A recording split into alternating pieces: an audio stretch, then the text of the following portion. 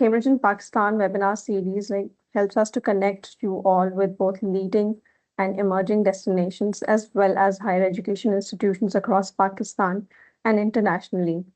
All our webinars are recorded and can be viewed on our official Vimeo and YouTube channels. We will also be emailing you the recording for this webinar.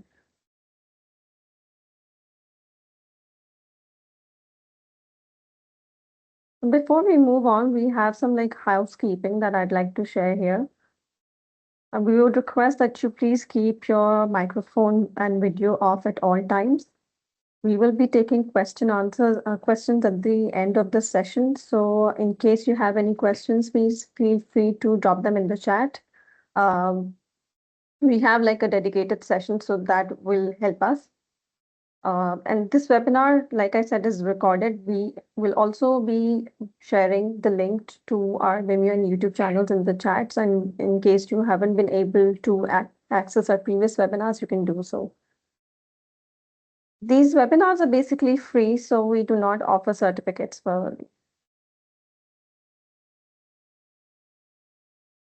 I'm going to now move on to talk about our webinar today and the topic.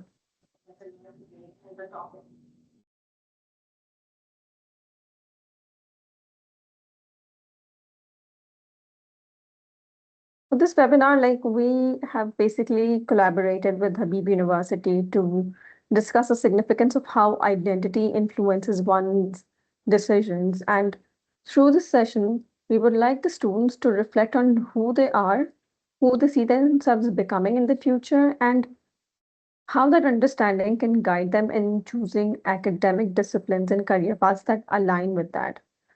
So now I am going to introduce our speakers and also thank them for collaborating with us and taking out their time. Is my screen visible? Yes. Okay. So our first speaker is Ms. Yasmin Bano. Ms. Yasmin Bano is the Vice President for Strategic Advancement and Institutional Development at Habib University. She leads the long-term planning, academic development, and global engagement. She's also a founding member, and she has played a central role in shaping Habib's institutional direction and strategic priorities. She works across academic and administrative functions to strengthen interdisciplinary learning, student support, and data-driven decision-making. Previously, as Vice President for Student Affairs, she oversaw student life, career services, academic advising, alumni relations, and learning support services, advancing student engagement and holistic development. Ms. Yasmin also holds an MEd in teacher education from AKU IED and has extensive experience in teacher development and educational leadership. Our next speaker is Mohsen Rizvi, who is the Director of Student Recruitment and Admissions at Habib University, and he's also one of the founding members as well. He has a master's in international development from the University of Bristol and is a marketing, educational, and business development professional with over 18 years of experience leading, designing, and implementing large-scale marketing campaigns and programs.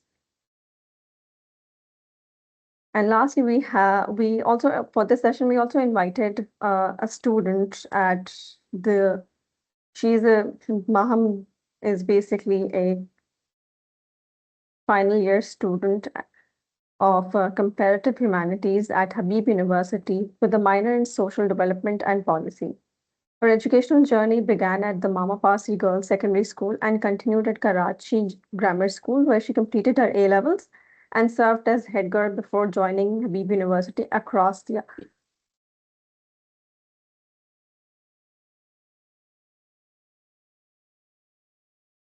Her interests lie at the intersection of philosophy, history, and international relations, with a focus on peace and political change.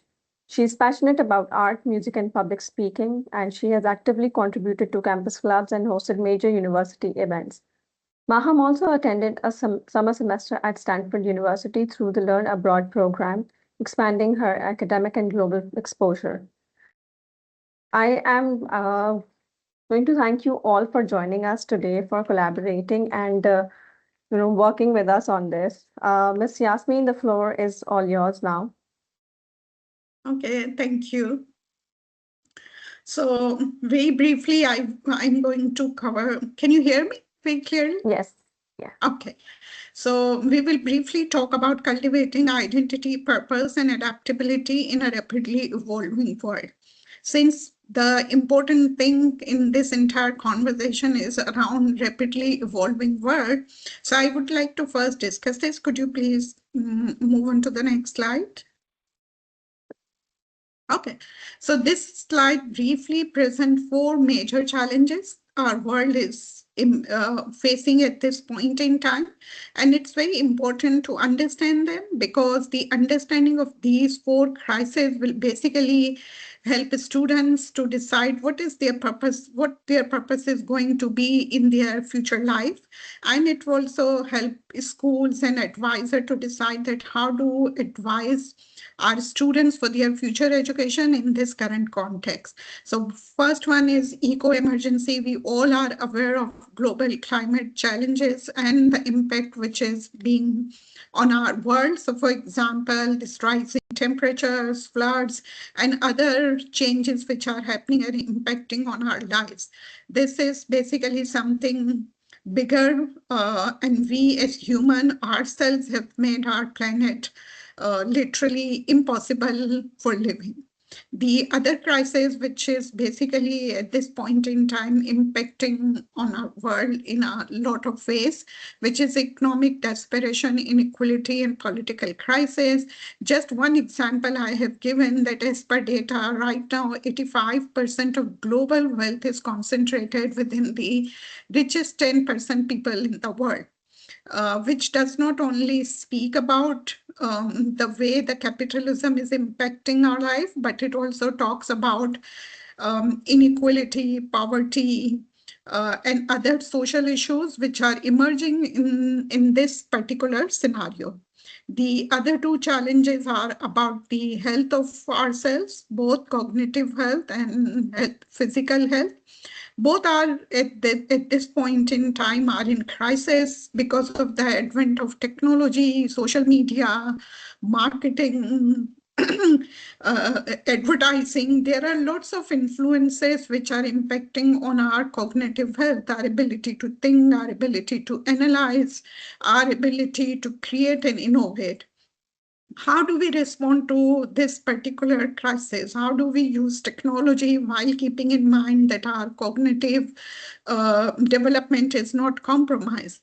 At the same time, the healthy life crisis, the way we are living, the impact of economic environment, the impact of environmental crisis, all these are impacting on our physical health as well. The kind of food we are consuming, are we thinking about this or not?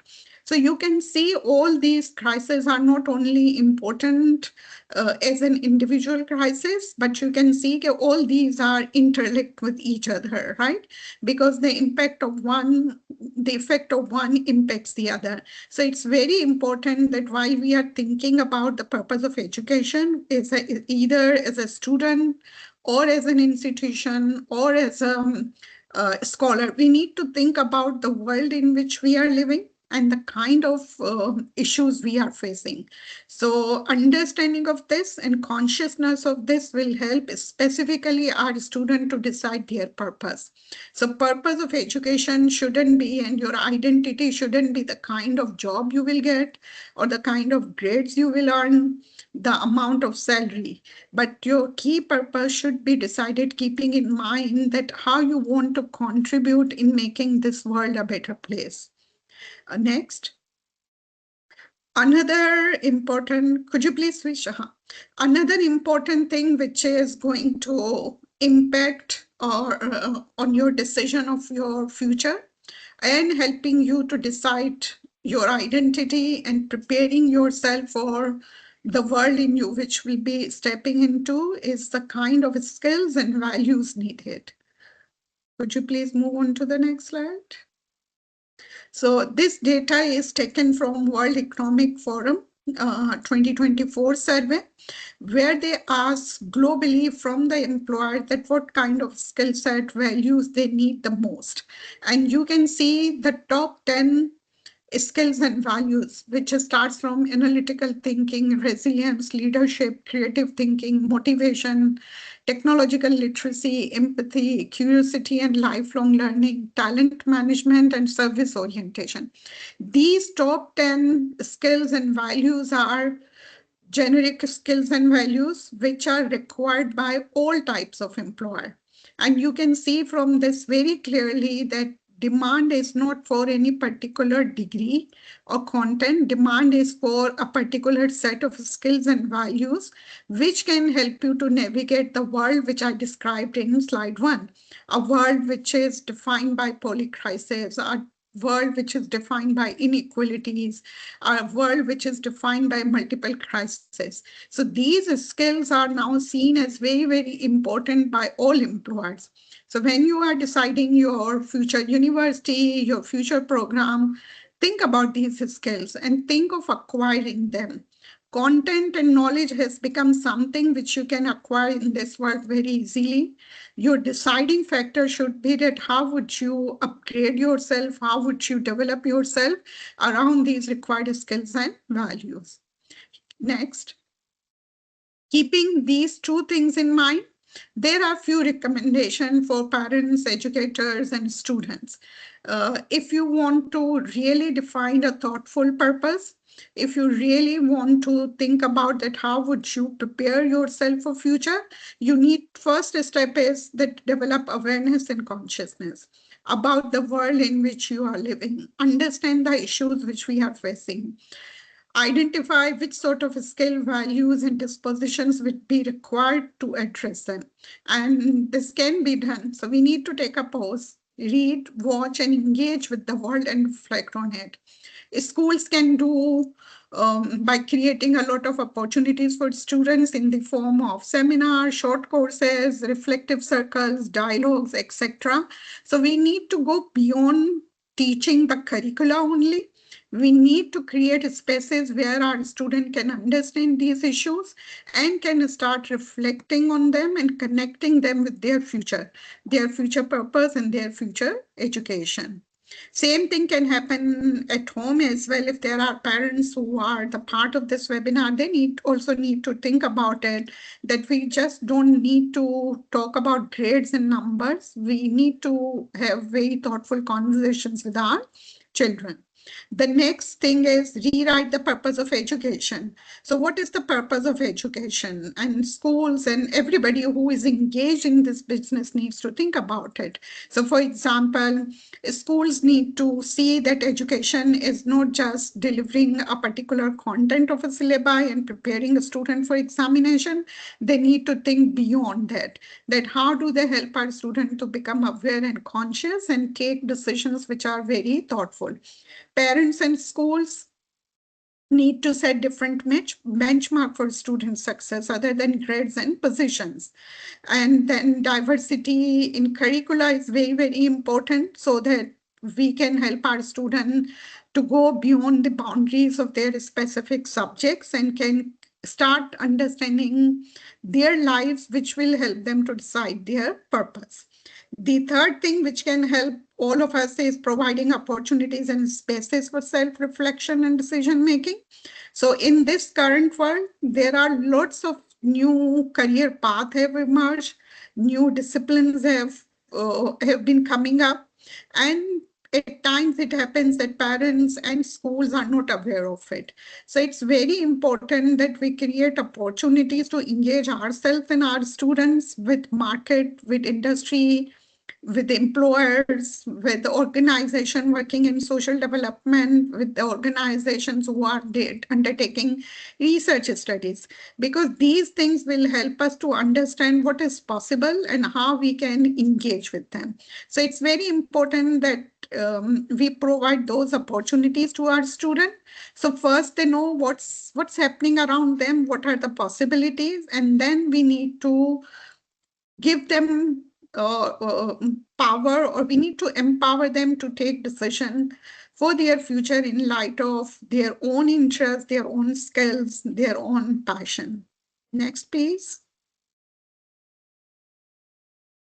Okay. The very important thing is helping students in developing skills and values required for today and future. So the top 10 skills and values which I shared with you are something which schools need to focus on, right? And these can't be developed, this cannot be developed just by teaching content to students or just limiting ourselves with the prescribed boundaries of a syllabus or a textbook. These skills will be developed if schools will go beyond chalk and talk. So for example, providing experiential learning opportunities to our students, providing collaborative learning opportunities to our students, providing them opportunities for self-discovery, for creativity, for innovation. Once those things are integrated in the learning environment of an institution, then students will start developing those skills which are really needed in the real world for their success. And last one is provide authentic advice. So for advisors who usually teach students for their future careers and so on, at times our criteria or benchmark is to think about opting for degrees which may provide you better salaries, or maybe going abroad and going for degrees which are very famous or popular and so on. These are important points.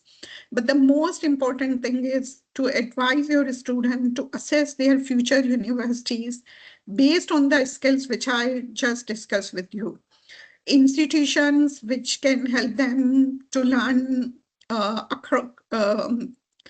to learn with interdisciplinarity, institution which can help a student to connect various ideas, institutions which can provide them a lot of hands-on opportunities, a space for innovation, a space for creativity, are the institution which they should be selecting for their future, so that their educational journey can help them to become ready for their future and acquire skills and values which are really needed.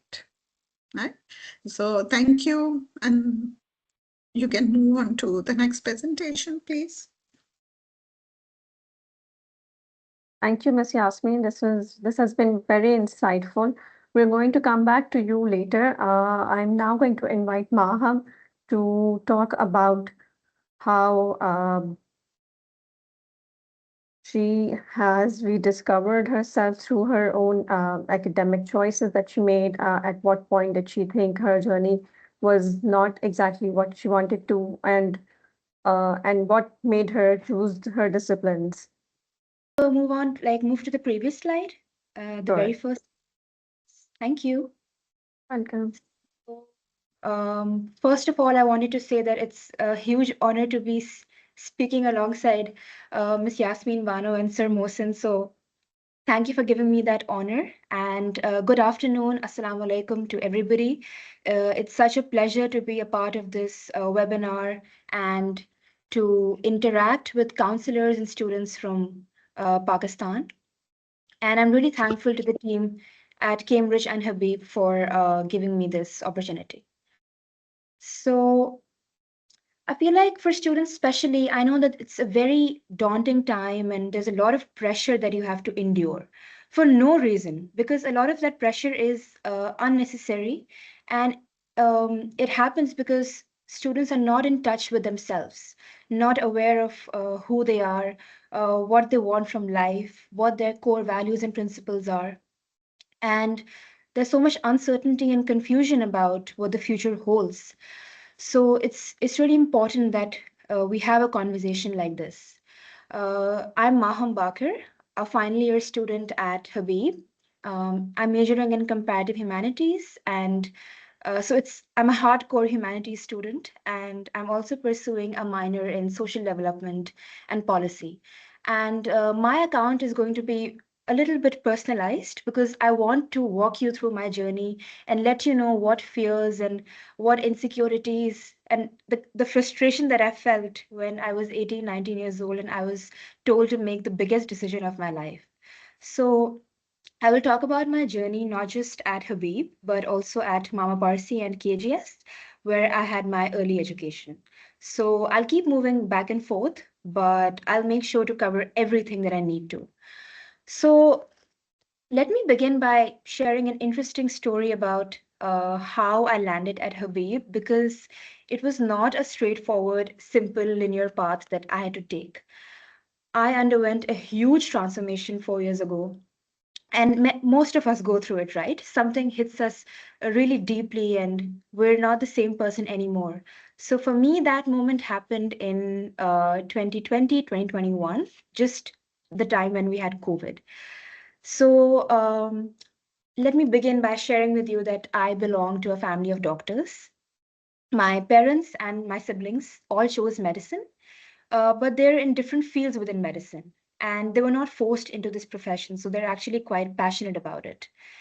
And naturally, I was very much influenced by it because at the dining table, our conversations would revolve around case studies and what kinds of symptoms patients came up with in the hospital. And not just that, what the pathway looks like after MBBS. You give your USMLE steps, you get into a residency program and then a fellowship, and so on and so forth. So I was exposed to all of this from a very young age. And it seemed like for me too, this was the path ahead, because I knew exactly what steps to take to establish a career in medicine. And it felt like that one natural, commonsensical path which destiny had for me. And there was no other option. So even though I was not too passionate about it, because even at that age, my dreams lay elsewhere. But I knew that with hard work and commitment and dedication, I will do sufficiently well and I will establish a career. So it's not a bad option. So I started preparing accordingly, and I had all sciences in my O and A levels. So I had physics, chemistry, biology, and I had also started preparing for the MD-CAT and for the AQ entrance test, because that was what I thought destiny had for me. And there's also this thing, which I'm sure you must have heard, that your career is one thing, and your passions and your hobbies and what you're really interested in, that is another thing. So, and you're also told that once you get into medical college, उस point के बाद से जिंदगी set हो जाएगी और सब कुछ ठीक हो जाएगा. So I'm sure you all must have also heard that. But while I was preparing for med school and while I was in KGS, it was, I think, the first year of my A levels. And amidst all this, COVID happened out of nowhere. Schools shut down, travel was halted, and we found ourselves staring into our laptop screens. It was a major turning point in my life because I feel like when the familiar world breaks and when human connection is lost, that's when you realize that there is no ground beneath your feet. There's no ground that you can rely on. And it's during that time that I became very comfortable with being with myself and spending moments in isolation and confronting everything that I had been avoiding for years: my fears, my insecurities, my reality, my truth, who I am as a person, what do I want from life, what is it that will give me the most amount of happiness, which direction do I want to take my life in. It was only at that point during COVID that all these questions started coming up and they became clear to me. And I stopped hiding from my truth. I stopped lying to myself, and I confronted it. So I also accepted and embraced my inner voice. And that was, I think that's a very important point, that your inner voice gets lost in the daily noise and the hustle bustle of everyday life. And when everything is going normally and naturally, you don't really find that inner voice. You only realize it when a moment of rupture happens in your life. And when you learn to sit with yourself and with your thoughts.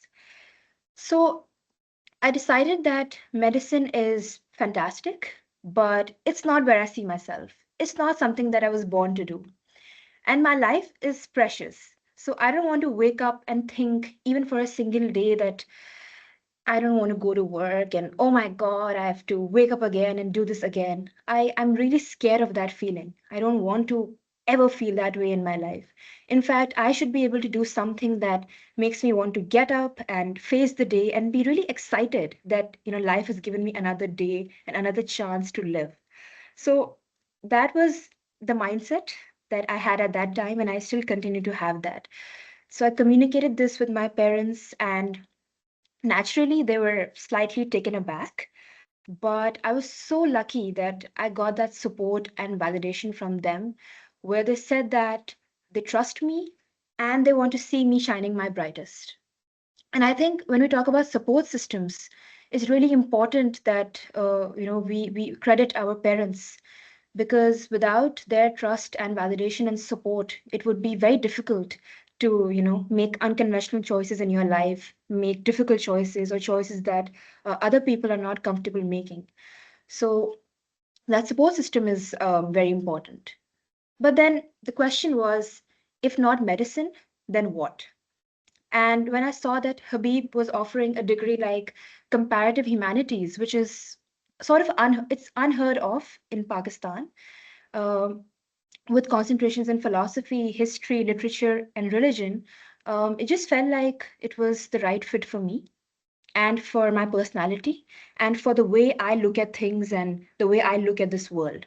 Because I'm not a conformist. I'm a very rebellious person in that sense, and I have certain views which are just which the majority will not agree with. So I do have that critical lens on everything, and this degree sort of aligned that way for me. And I believed at that time, and I still believe, that there is so much wrong with the world on a socio-political level. Our society just keeps degrading day by day, morally and ethically. So I don't want to be part of this existing system. I want to get out of this system. I want to disrupt it and break it. And that would be possible if I cultivate my mental capacities, intellectual capacities, and I learned to question all the presuppositions that silently undergird our ways of knowing and acting in the world. So, with thoughtful self cultivation, I thought that I'd be able to change the lens through which I look at the world. And if I change the way I look at things, by default, the things I look at will also change. So, my degree has been extremely fulfilling in that regard, because I got to question things that I had accepted and internalized for a long time without even questioning it, because I just accepted it at face value. Whatever I had been told, whatever I had heard, it just seemed like the natural, the commonsensical way ahead. So, this degree has helped me cultivate a deeper understanding of the world and my place within it. Otherwise, I would have continued to live my life with messed up, distorted assumptions, and never get to the truth, my truth, which I have to discover in this life. So, um, I'll give you an example of the kinds of assumptions that I'd taken for granted and that my degree helped me deconstruct. And it did not make sense to me, for example, why Pakistan was created to be a homeland for Muslims, as if being Muslim were a fact or a stamp, especially when partition left so many Muslims back in India. So, was this a straightforward religious division, or was it something else? Because something about our history just does not add up. So, can we think critically about how notions of religious, communal, and nationalist belonging have been forged? Can we think beyond modern political systems and structures of thought that we are consigned to live with? Because this is a step towards an authentic existence. And these are the kinds of ideas that are tied with my own sense of identity, and they will affect the decisions that I take in my life. Um, so I was adamant about carving a niche for myself within the humanities, because it felt like home. It felt like a space where my sense of purpose could unfold. And could I please request that my slide gets changed? So I would like to talk about my journey at other institutions as well. So Habib made this journey possible by offering me a scholarship for my undergraduate studies and giving me the space to explore my creative instincts. And I also owe a great deal to my early education at Mama Parsi and KGS, which genuinely played a pivotal role in shaping my confidence, character, and intellectual curiosity. And my love for extracurricular activities, in fact, began at Mama Parsi, where I participated in numerous elocutions, debates, and essay competitions and talent shows throughout the 9 years that I studied there. And over the years, I realized that I was really enjoying being on stage because I had such terrible stage fright. And I still continue to battle that stage fright whenever I have to address an audience. But I realized over the years that it gives me a joy and a thrill like nothing else. So I started becoming more comfortable with being on stage and addressing an audience because of the opportunities that I got at school. Then, after grade 9, when I transitioned to KGS, so I spent 4 years at KGS, 2 years O levels and 2 years A levels. Over there, I also had the honor of serving as the head girl for my batch. But unfortunately, half of the year was spent at home because of COVID. So all my duties and all my extracurriculars were online. But we did our best to pull it off, right? Um, so even at KGS, being part of societies like the Urdu Society and the Eastern Music Society, and taking up leadership roles like head prefect was it really honed my leadership skills, my social skills, my interpersonal skills tremendously. And thereafter, I was presented with numerous opportunities at Habib as well that nurtured these skills and helped me contribute to the vision of a few student clubs, including the Araish Khayal Club and the Philosophy Club, which were not very mainstream in the last 2, 3 years, but a team of students. And all of us, we gathered and we decided to relaunch the clubs and revive it from dormancy. So, because we were very passionate uh, about these clubs and the vision that unfolded with that. So, apart from the clubs, I also carried forward my love for public speaking by hosting the awards night and the welcoming evening ceremonies and numerous other miscellaneous occasions. And every opportunity that came my way, I just seized it and I learned and grew from it. So I am so indebted to my institutions for genuinely nurturing my talents, my passions, and giving me the space to just freely explore my dreams, freely explore whatever is it that makes my heart and soul happy. So here I would also like to mention that in Mama Parsi, especially after grade 5, so when I had completed my primary studies and I was in the secondary section, I had started being trained for the Cambridge exams from grade 6 onwards, so that by the time we reached grade 9 or grade 10, we'd be very comfortable with the examination system. And those skills came in handy not just in my O levels and A level exams, but also in my entrance test for Habib, in the sense that I know this phrase has been overused and it may sound annoying, but uh, it did, there was a lot of emphasis on what we call critical thinking, original thinking, not just reproducing what you have learned in a textbook, but applying it to something new and fresh and concrete, whether it's mathematical equations or English comprehension and essay. And it required me to be very consistent in the prep.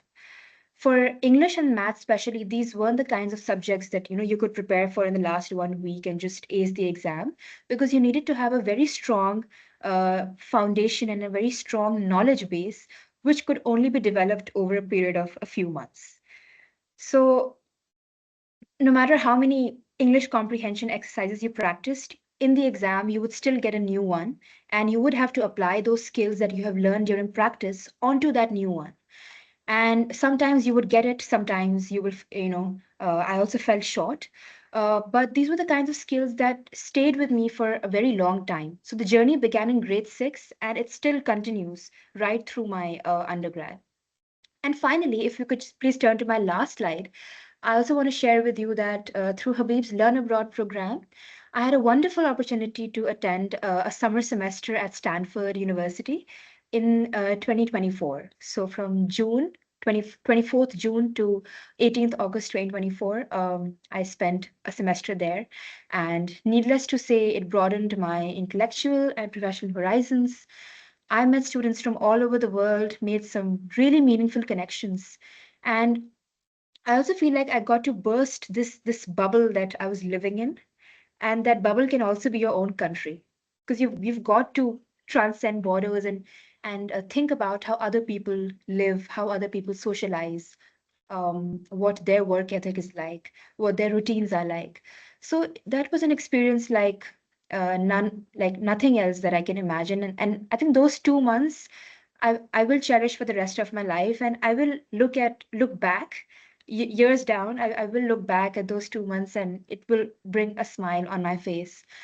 I also enrolled in two courses, which were about international history and genocides in the 20th century, which were again very aligned with my own degree. And I wanted to pursue courses intentionally and consciously that concerned history and genocides. So the classroom ambience and the dynamics there were also very, very extraordinary. And the education at Habib helped me prepare for the classes, because I didn't feel Maham, you're on mute.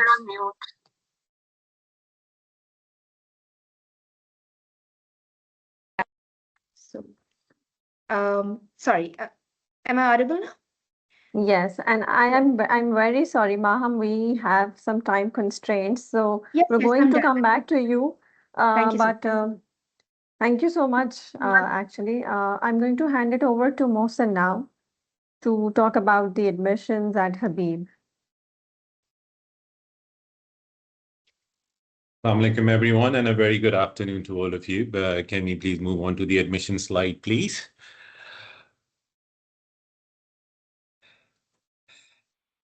Thank you so much, Nabia, for having us here today. So, as all of you are aware of the fact that Habib University is Pakistan's preeminent liberal arts and sciences undergraduate university, which is very teaching-centric. We are a chartered university, which makes us a degree awarding institution. We are recognized by HEC. Our engineering programs are accredited by Pakistan Engineering Council. Our computer science program is accredited by NCEAC, and we are in the process of achieving NESHI accreditation. We have been acknowledged as the candidacy, and hopefully we'll be considered for it, and we'll eventually be heading towards that. Next slide, please. Thank you. So, like I mentioned, that we are a liberal arts university offering 6 undergraduate programs. There are 3 majors offered through School of Arts, Humanities, and Social Sciences called Comparative Humanities, Communication and Design, and Social Development Policy. Then there are 3 programs offered by Thanani School of Science and Engineering called Electrical Engineering, Computer Sciences, and Computer Engineering. These programs are evenly distributed, as you would have seen, across the schools, making us a truly liberal arts and sciences institution. And they're purposely done to ensure a diverse and enriching learning experience for students. And at the heart of both the school is a rigorous and a diversified liberal core program that provides a holistic educational foundation while enabling students to pursue an interdisciplinary education. So quickly moving on to the admission process.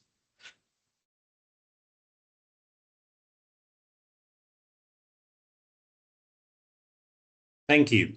So how do we go about evaluating student when it comes to admissions at Habib University? So as the title says, we have a very holistic admission process of evaluating the academic rigor of students. So when I say academic, it's not just about academics, but there are other aspects which are very important. So as you can see, there are 5 elements that we look into. You look into your grades.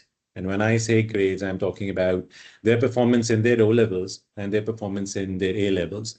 While there are students who are in the process of completing their A levels, so we look into their AS scores. So their O levels and AS scores, That is followed by the admission test.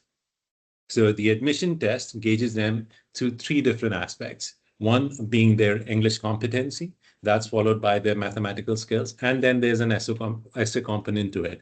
And the reason we have the essay component is to gauge how thoughtful they are and how they respond to a particular situation. That's followed by a meta-curricular experience form. So when I say holistically accomplished, we just want to see how involved they are apart from their academics. So we look at their extracurriculars, their involvement into sports, their involvement into social endeavors, and the list goes on. So everything beyond the classroom is accounted for. So it's very similar to a resume, right? And when I say a resume, then they also need to back it up with evidence and the kind of involvement that there was. So not just mentioning, I was part of the cricket team. What were you doing as part of that team? If you were playing a particular position, your role in that, your role in the team building of it, and the list goes on. So adding a bit of meat to it, right? And that's followed by an interview. This interview is done by somebody from that particular school where you've applied to. And that particular person is a faculty member who's going to teach you eventually once you get in. And this interview is not about gauging right or wrong. It's more to do with how thoughtful you are about your decision. So if you're applying to, say, computer science, why are you applying for computer science? And that to Habib University. If you want to become an engineering student, why is it that you want to pursue engineering? What's your thought process about it? Right? So that is how we go about it. So all these 5 elements combined, that is your grades, O&A levels, your performance in the test, English components, mathematics, and the essay, your performance in the metacurricular, and your performance in the interview, you get a merit score. And this merit score decides whether you're getting an admission offer or not. If we move on to the next slide. Yeah. And this merit score not only decides the admission offer, but decides the amount of scholarship that you will be getting. As you might be aware, that Habib University is a non-for-profit institution. We are not tuition dependent, which is evident from the fact that 85% of Habib University student body currently enrolled is on some sort of scholarship and or financial aid. I'm talking about across semesters, across degrees, all of it. And this ranges from 20%, it goes up to 100%, again, primarily based on your merit. And that merit is driven by that holistic score that you get at the time of your admission. And this scholarship that is awarded at the time of admission is for the duration of your undergraduate at Habib University. So that's for 4 years. The only thing you need to do is that you need to maintain it by maintaining your GPA corresponding to that scholarship amount. But then, like I said, we're very generous. So it's not just scholarship. You are a good student, right? You got an admission at Habib University, but not necessarily if you have an admission offer, you'll have the scholarship as well. This is where your financial aid kicks in. So every student applying to Habib University is eligible for financial aid as well. While scholarship is need blind, it does not look into your socioeconomic background or anything else for that matter. Financial aid is need-based. So a team of experts look into your financial form, your financial application, gauges the need, and tries to bridge that gap to the best of their capability. So that is how we go about it. Thank you so much, Nabia. I tried making it short and tried to make it up for the previous presentation. Thank you. Oh, thank you so much, Mohsen. This has been quite elaborate, so we're good. We're going to open the floor for questions now. If you have any questions, please drop them in the chat or unmute yourself and you can, or raise your hand. So either works for us. There were some questions that I also received, but I'm going to start with this question by Vakas Shah. Do students need to obtain an equivalence certificate for OA levels, or can they apply directly on the basis of their O levels? Yes, Mohsen, please. Yeah, so that's a very good question. So at the time of admission, we don't look for the equivalency, but that's a requirement. So that kicks in later in this stage. So we look at respective grades of the respective education board that you're associated with at the time of admission, and they're very clear criteria is defined on the website for each education board. So you apply based on those, and once you get in, before the end of the first semester and in between the second semester, you're supposed to get the IBCC equivalency, which is something very important. That's one thing. And we facilitate you on that front as well. That is something that we do because we are very student-centric.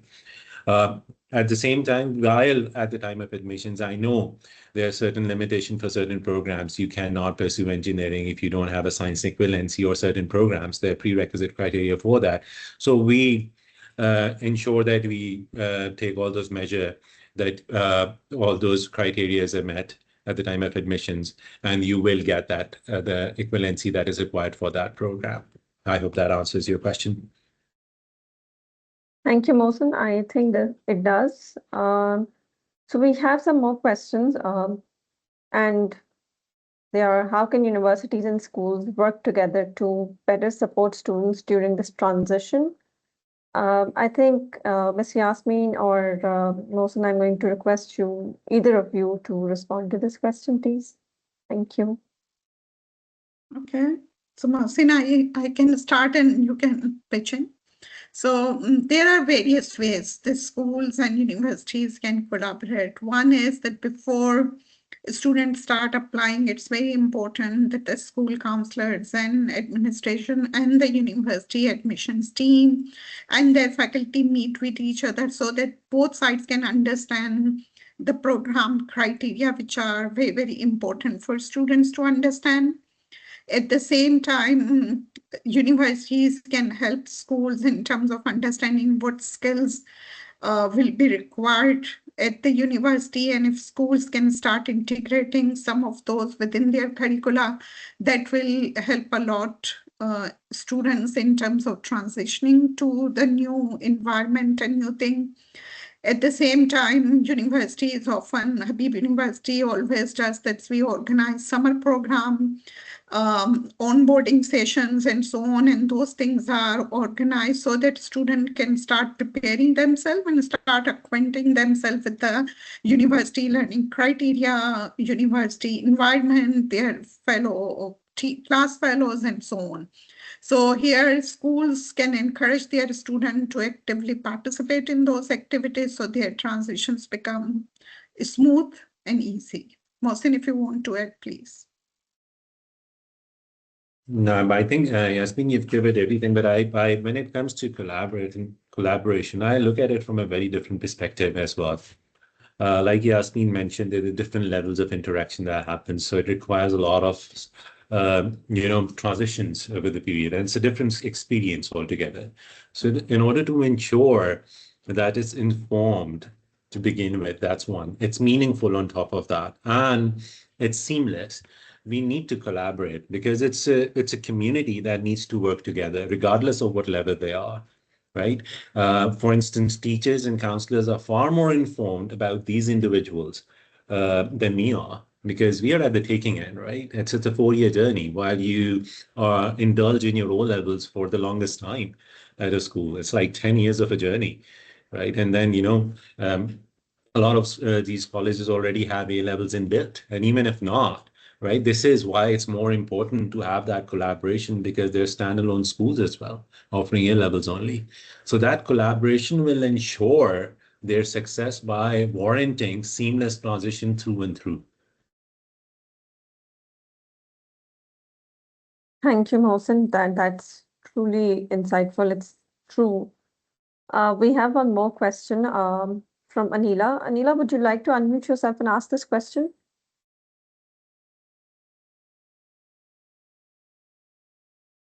So I'll ask. We mostly talk about GPA of O and A levels. Why not from primary level to assess both teachers and students to meet the target?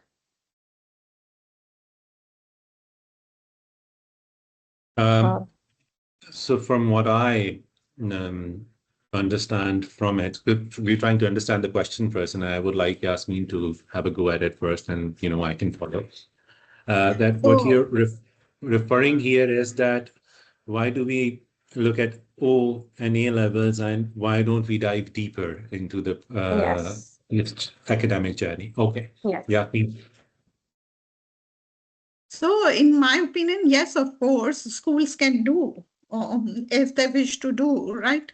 Um, but usually it happens that at the initial level where students are in their early grade, it is not advised that we make the environment very competitive in terms of GPAs or numbers of grades. So that's why at many schools, at least early years are kept for learning and focusing on development of skills and values and attitudes rather than pressurizing a student to compete for acquiring grades and so on. But it all depends on individual schools' philosophy, individual schools' practices. So if the schools feel that they want to help a student to follow a target, they can do, but target could be in some other forms as well, not necessarily for GPA. Thank you. Thank you so much, Ms. Yasmin. There's this last question. How can students future-proof their education in a rapidly changing global environment? And I think I'm also going to invite Maham to respond to this, but we'll possibly start with either Ms. Yasmin or Mohsin. So, see, which I mentioned, see, future-proof is something nobody can claim in this rapidly evolving world. So when we say rapidly evolving, it means it will be evolving. But there are few things which can help you to certainly navigate future with all these changes. And one of the important thing is focusing on the skills and values rather than completely chasing and focusing on grades and so on. So if you have a particular set of skills and values which are important in terms of making interdisciplinary connections, in terms of understanding others' perspective, your skills to work with others and collaborate with others, and more importantly, your ability to deal with ambiguity, your ability to understand complex problems, your ability to patiently deal with complex issues and think critically. All these are the skills which will help you to survive in future, because the way that world is changing, the way things are emerging, it's very important that we possess those skill sets which are essential in any situation to navigate. Thank you, Ms. Yasmin. Mohsin and Maham, would you like to say something to this, please? I think it's high time that we start focusing on learning agility when it comes to our academic layouts. When I say academic layouts, I'm talking about pedagogy, I'm talking about curriculums. So the idea is not just to equip our kids with these different tools that are necessary to survive in this world, all academic tools I'm referring to, but with that, the capability to adapt and use them accordingly, because the world's going to change, but the information is going to stay the same because it's relevant if you look at it. The only thing is that we lose the plot if we're not able to adapt, if you're not able to understand what the situation is, and if we don't have all those different lenses to look at the world, right? So everything, rightfully said by Yasmin and Mom, and that's the only part that we need to focus on. We need to reimagine how we are engaging our kids. I think that that's completely true. It's essential that we do this. I think we also need to understand that we don't need to rely on these tools as much as we want to hone our own abilities. So that's absolutely true. And I think it's also important for us to work together to ensure that as students, that our learners have these opportunities, not just tools, but the opportunity, the ability to think about themselves, the ability to reflect on themselves. So yeah, I think well, this has brought us to the end of this session, and I'm going to take this moment to thank all of you, all the speakers who have taken the time out to collaborate with us to talk about this important initiative, this important conversation. And we're also truly grateful to all the participants who joined us today. So thank you so much. Have a nice day. And we've recorded this webinar and we will be sharing the recording soon. So thank you once again. It was wonderful to connect with you all. Thank you. Thank you, so much. Nabila, and thank you, Kamish, Thank for you, having Mohsin. us. Thank you for collaborating with us. And I think if Ali is still on the call, I'm going to thank him especially also for coordinating with us throughout. Yeah, he's standing right here, right next to me, making sure that I stick to the plot. Thank you so much. Okay. All right. Thank you. Thank you so Thank much. you. Take care. Thank you. Have a nice day. Bye.